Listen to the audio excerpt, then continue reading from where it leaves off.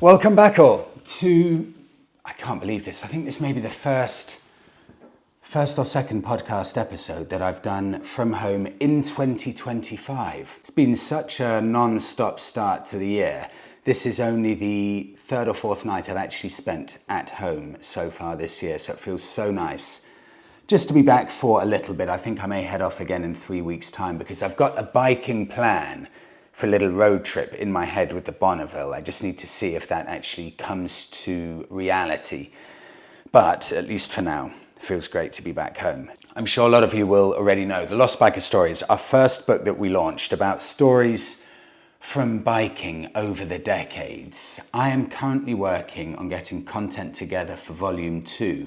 So if you have any stories from yourself, your parents, family members, from all the way back to when motorcycling began, but this time not until the 1980s, but until the very end of the 1990s, I would love to receive any stories, any pictures that you have, and they'll all be hugely gratefully received. You can email stories@thelibertatia.com if you've got anything.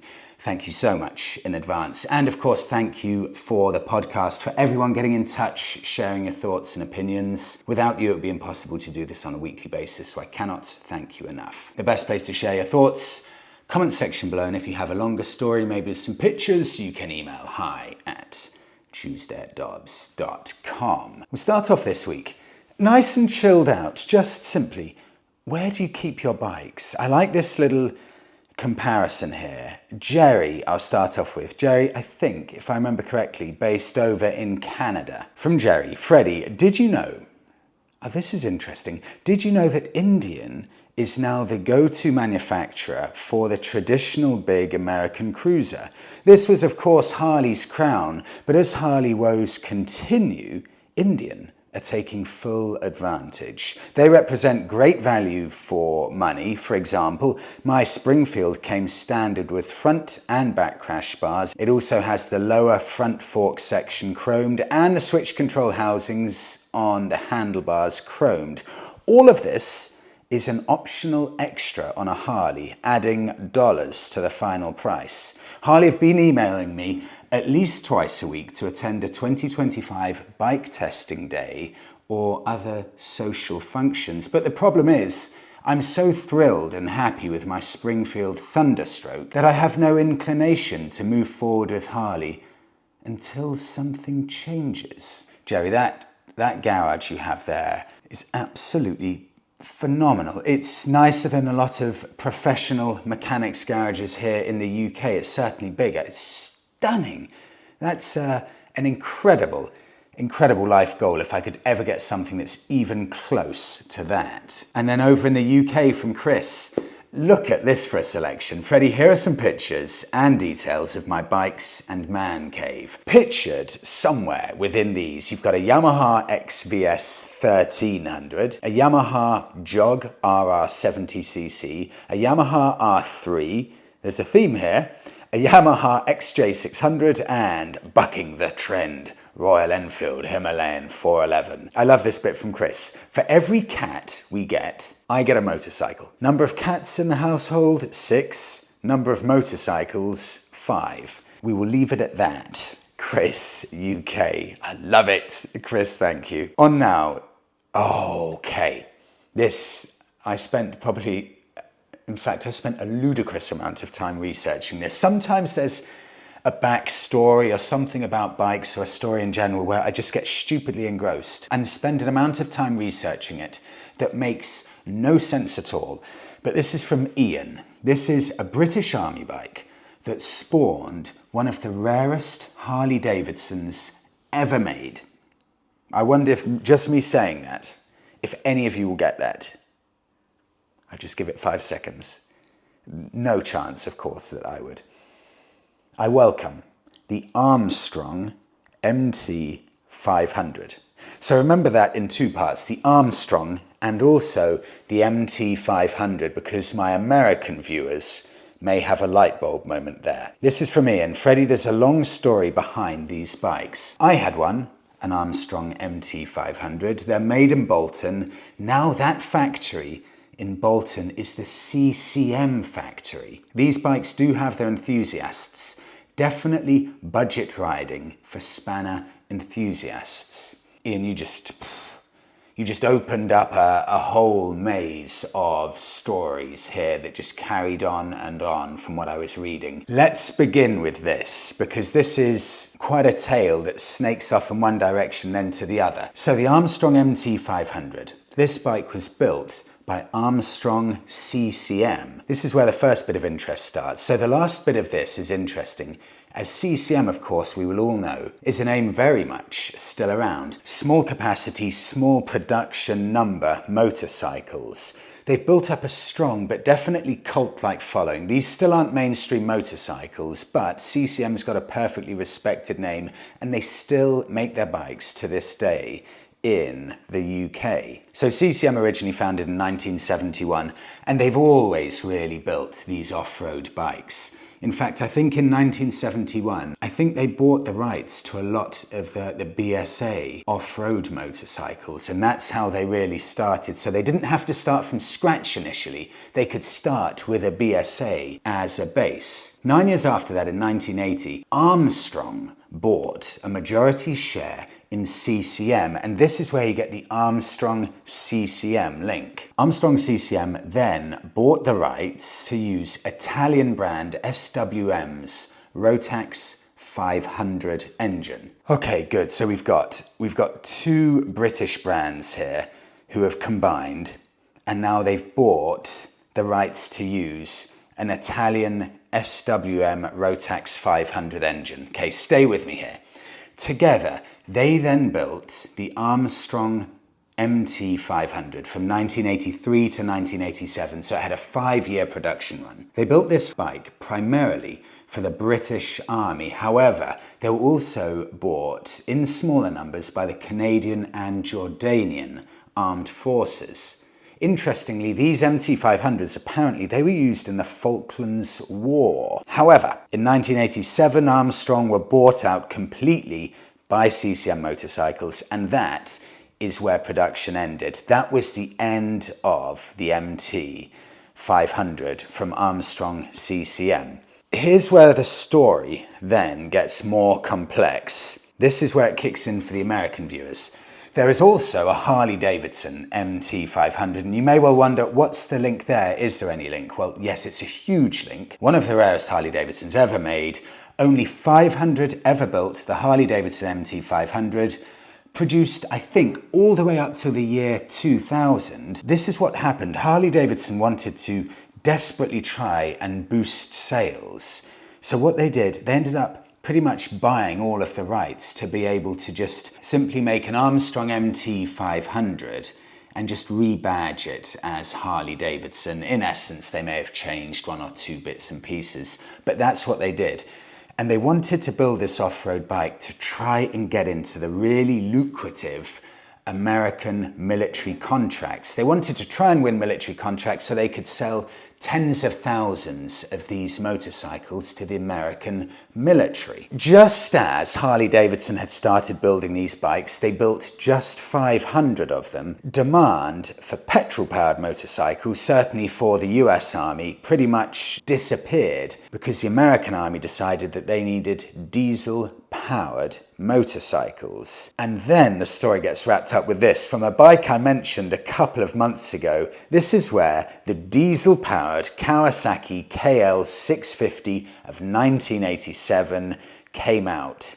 And that is the diesel-powered motorcycle that the US Army used. And now we've gone full circle. That, in short, is how the start of the MT500 began and how it ended up dying out with those American contracts needing diesel-powered engines and the Japanese Kawasaki KLR 650 coming to the savior of the American Army. There it is, a diesel-powered motorcycle, meaning there was never really any point for this Harley Davidson, so only 500 built. But what can I find? Let's start with the Harley Davidsons. First of all, you can imagine here, for one, it's Harley Davidson, and secondly, such a microscopic amount of these were built. They're ridiculously rare, just so rare. If you manage to find one, you are going to be spending a lot of money on one. In fact, I couldn't find one currently for sale. What I did find is this, from iconicmotorbikeauctions.com. I found a model 2000, so the very last year of production to the best of my knowledge, with 7 miles on the clock. It's in mint as new condition, pretty much. You can see it's got those front panniers attached, overlapping the front wheel, and then you've got this weird, I think that may be for a gun on the back actually, and then this funny looking storage on the back. Harley Davidson logo on the side. The price of this, $15,600, and that's an auction. So that bike sold for $15,600 4 years ago.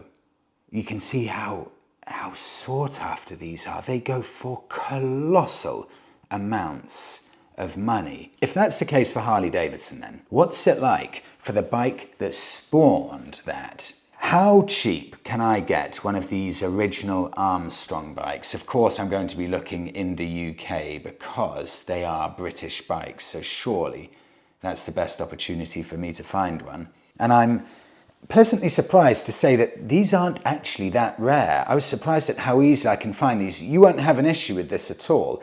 Take this, for example. 1987 Armstrong MT 500. It's 5 miles away from me here. I could actually contact the person and ask to maybe do a video with them because this is so close to me. Listed 5 months ago. Look at this compared to the Harley Davidson. The Harley Davidson it's like gold dust and it's worth as much as gold.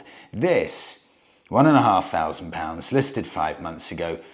Pretty much the owner cannot sell it. He says here the bike was used in the military in the 80s and 90s and has been stored in a shed ever since. I've got it running and seems a dream, but it could do with a complete service and cleanup and some tender loving care, ideal for someone that wants a minor project.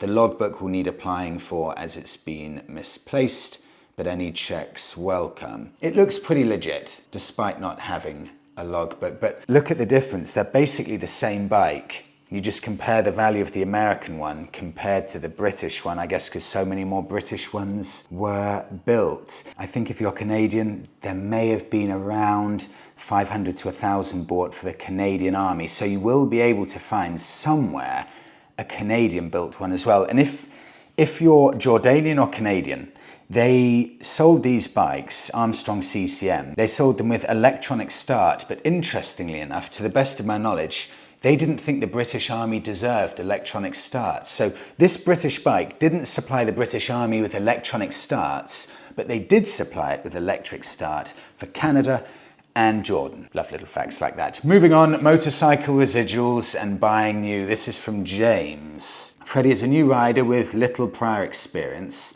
I entered this hobby from scratch and purchased a Zontes 125cc. So far it's been a fantastic bike, both in terms of performance and value for money. I bought it brand new for £3,300, and over the past 5 months since buying it, I've ridden 800 miles. The first service has been completed and the bike remains in mint condition. But just before taking my Mod 2, I decided to upgrade to a bigger bike, as I'm older and in a position to spend more. And out of curiosity, I asked the dealer of my new bike for a part exchange valuation on the Zontes. To my shock, they offered me £1,200. That is a staggering 60% depreciation in only 20 weeks. So instead of accepting this loss, I chose to sell the bike privately where it achieved £2,200. This kind of drastic depreciation does no favours for the motorcycle market or for encouraging new riders to invest in bikes. Yeah, James, that's genuinely painful. I do have, and I get quite a lot of stories through, from owners who buy Chinese motorcycles saying they do struggle selling them, especially selling them back to motorcycle shops. It seems that a lot of motorcycle shops, or at least still a good chunk of them, they're still slightly wary of taking Chinese bikes in as Part X for whatever reason that may be. Yeah, and a potential hit of of £2,000 in 20 weeks is too painful, but it shows that these bikes do sell on the private market. So put it onto Facebook Marketplace and it's probably about right, losing £1,100 in 20 weeks. You take VAT at 20% that immediately comes off.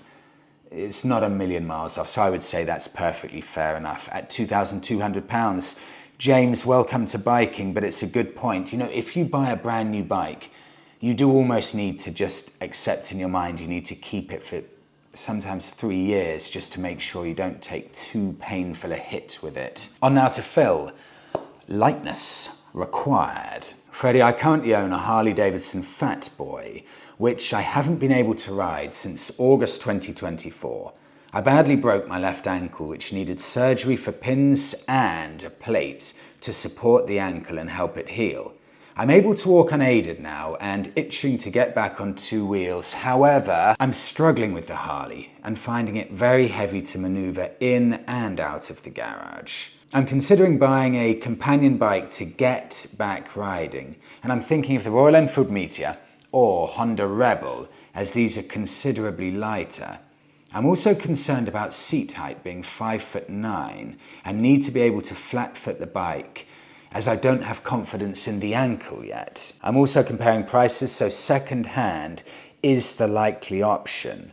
Can you or your viewers suggest any other options? And I'd be interested from anyone who's been in a similar situation. I was watching a video yesterday from Geordie Pressman. He has just sold his Harley Dyna for a Honda Rebel 1100.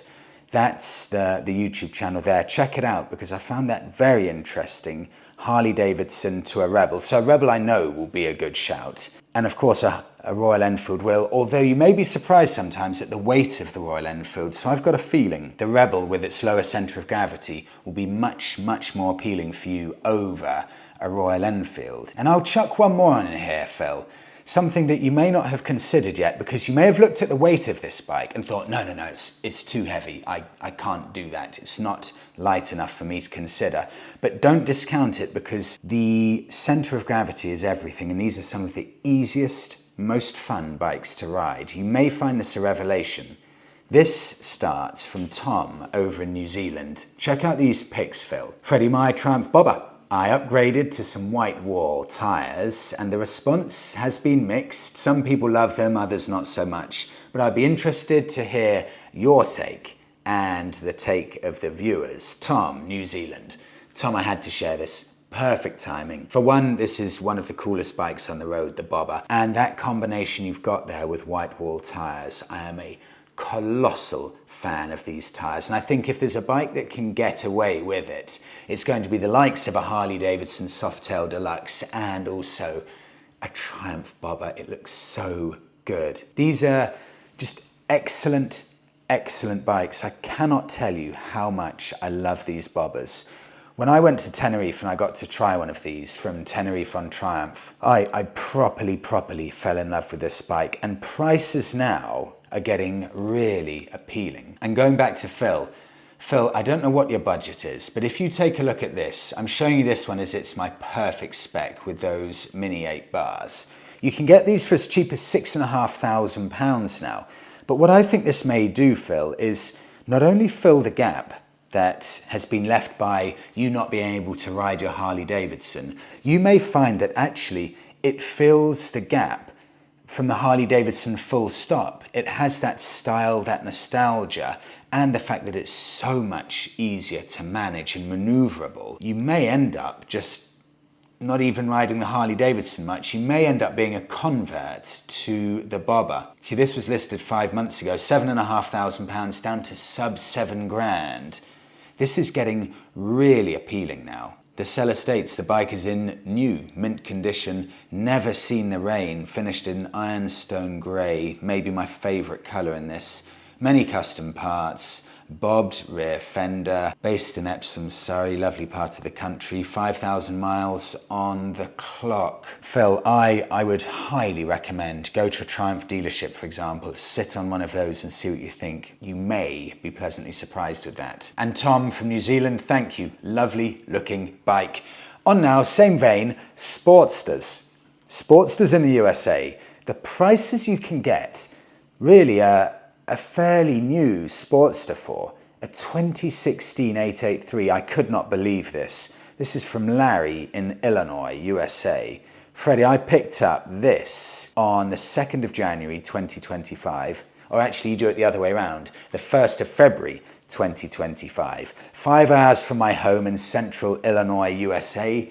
I paid $3,500 cash for this 2016 Harley 883 Sportster Super Low with just 2,700 miles on the odometer. I mean, this is incredible. $3,500 for just a 9-year-old Sportster with $3,500 on the clock. Perfect condition, no scratches, dings or dents. You can buy good used Harleys over here. They're all over the internet. It just takes patience and pounding the keys to find them. Larry, I really like the look of this. It's the color combo as well, that white and almost turquoisey blue with all of that chrome. That's art. For me, those original air-cooled Sportsters, pure art. They're timeless machines. Now, carrying on from last week, the Hyperbike, the Honda Blackbird, the 1100cc beast. Mike's got a little competition for that. Freddie, I just finished watching your show here over in the US, and you were talking about the Honda Blackbird versus the more famous Suzuki Hayabusa. Now, I left a comment mentioning Kawasaki's entry into the Hyperbikes. That is the ZX-12R. I've sent along a couple of photos of the one I owned for many, many years. It was a 2001 model that was stock other than a set of Marcassini rims and Corbin side cases. Sadly, increasing age, both mine and the bike's, meant I finally decided to part with it a few years ago. It was a toss-up as to which was becoming more brittle, the bike's plastic body or my aching knees. And that's Mike. Okay, Mike, let's have a look at this. You piqued my interest. So we've got the Kawasaki ZX-12R. Again, this one is a bike that goes under the radar, just like the Blackbird. Made from 2000 to 2006. This is ridiculous. 178 horsepower. This came out 25 years ago, and it was making 178 horsepower a quarter of a century ago. It's a sports tourer.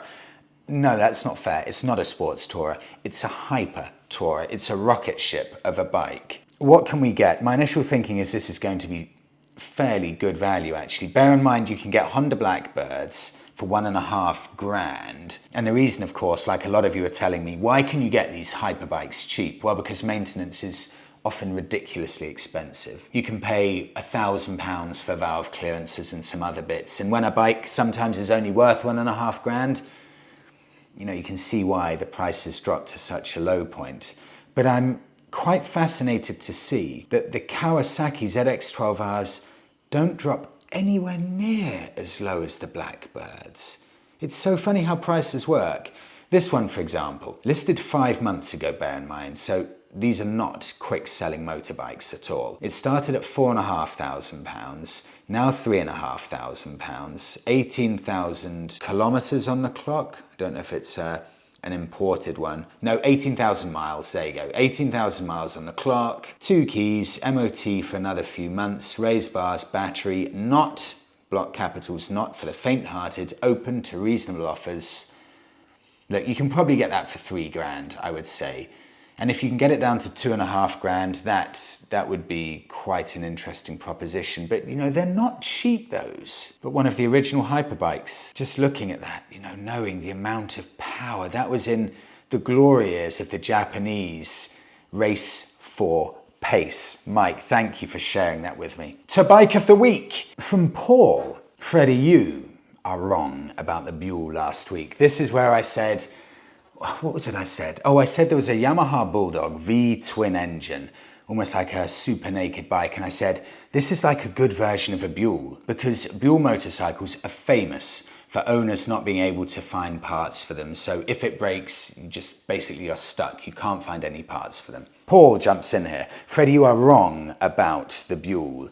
I have an XB12X Ulysses, and there are specialists like Twin Motorcycles in the Netherlands who support us Buell riders, and I have not even heard of anyone not able to find a part that they need. Yes, a number of parts are remanufactured rather than the originals, but they work and they're of a high quality. Toast TV then carries on and joins in. Just Dobbs talking beep. Great, so thank you for that. I have, honestly, I promise you, I've heard from Buell owners who say that trying to get parts for them is a total nightmare. And I know of Buell owners, I promise you, who are looking to sell their Buells because they just can't get the parts for them. However, because of Toast TV's very eloquent opinion, let's do one of these Buells as Bike of the Week, because I promise I like them. I was considering one of these before I got my old Triumph Speed Triple. I'm a big fan, and it's good to hear that the potential issues of getting parts actually isn't an issue at all, so long as you know the right places to look. And I've always been intrigued by these bikes. Let's take a look at it. XB12X Ulysses, made from 2008 onwards. The interesting bit to that comes in a second. It's got 103 very proud American horses. It's a 1200cc air-cooled Sportster engine. For me, first of all, that's really, really cool. It's an adventure touring motorcycle. But here's the problem.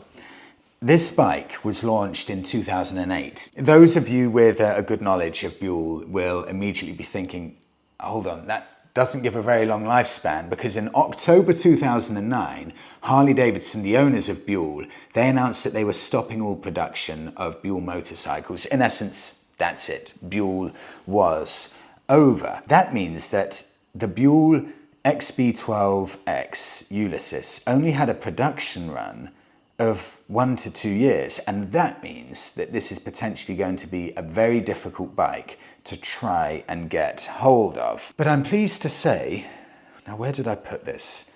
It is possible to find them. Yes, they are really rare, but I think I found 3 in the UK. Got it. Motorbikesforall.com, British site, so yes, this is based in the UK, so you can find these, you can. It's funny with these, you can see there that Sportster V-twin engine, the 1200. This is not a pretty bike specifically, but there is something about it, and a bike doesn't have to be pretty to be appealing. I would quite like one of these. I wouldn't like it because it's a pretty bike, because I don't think it is, but I would like it because I find it significantly interesting enough. I like the story behind it, and Buell, with their range of bikes, they tried something different, and I like that about it. Interestingly, this is for sale for £5,800. I think Buell prices are actually quite strong. Certainly they're stronger than the comparative Triumph Speed Triples of their day. If you look at a similar age, Buell Super Naked compared to the Triumph Speed Triple, you're looking maybe at about 50% more that you'd have to pay for the Buell. However, when I bought my Triumph, they were absolutely neck and neck level price-wise. So they've got a definite following. But this one comes with all of the Buell luggage, the back box and the panniers. And look, it's a quirky thing, isn't it? You know, they're rare, and it's a conversation starter. And I like them. Bike of the Week, Buell Ulysses, for sale in the UK. You can find one of them. So thank you so much, everyone, for watching this week's episode. I really hope you enjoyed it. Have a brilliant week. I'll see you in the next one.